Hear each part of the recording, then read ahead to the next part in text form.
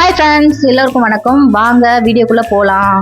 இது என்ன வீடியோன்னு பார்த்தீங்களா? என் முடியை வச்சு வாரிட்டு இருக்காளே, இது என்ன வீடியோவாக இருக்கும் அப்படின்னு பார்க்குறீங்களா? ஒன்றும் இல்லைங்க, நான் வந்து தலையெல்லாம் பிரிச்சுட்டு எண்ணெய் வச்சு தலை வாரலாம் அப்படின்னு சொல்லிட்டு உட்காந்துருந்தேன். அந்த டைமில் வந்து நம்ம பாப்பா வந்து நான் தலைவாரி விடுறோமான்ட்டு ஆசையாக கேட்டுட்டு இருந்தா.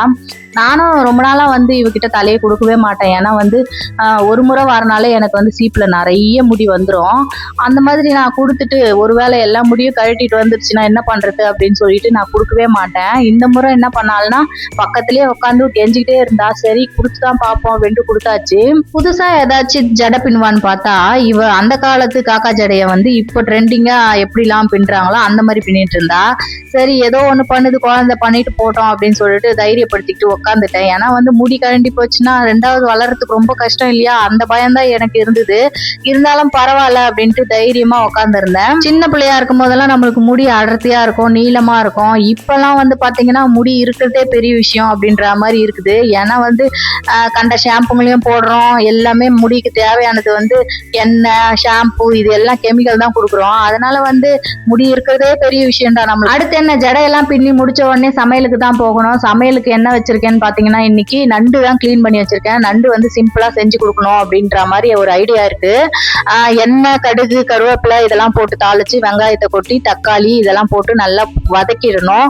வதக்கிட்டு அதுக்கப்புறம் நான் என்ன பண்ணேன்னா கொஞ்சம் மிளகாத்தூள், மஞ்சத்தூள் இதெல்லாம் போட்டு நல்ல ஒரு வதக்கல் கொடுத்துட்டு பச்சை வாசனை போகிற அளவுக்கு அதுக்கப்புறமா வந்து நண்டு கொஞ்சம் போட்டுட்டேன். போட்டு அதை நல்லா வந்து பெரட்டி எடுத்துட்டு அதுக்கப்புறம் கொஞ்சம் மிளகுத்தூள் அதெல்லாம் போட்டு கொஞ்சம் லைட்டாக தண்ணி விடணும். தண்ணி விட்டுட்டு அதுக்கப்புறமா நல்லா கலரி விட்டு வேக வைக்கணும். கொஞ்சம் நேரம் வேக வச்சு எடுத்துட்டு நண்டு ரெடி ஆயிடுச்சுன்னா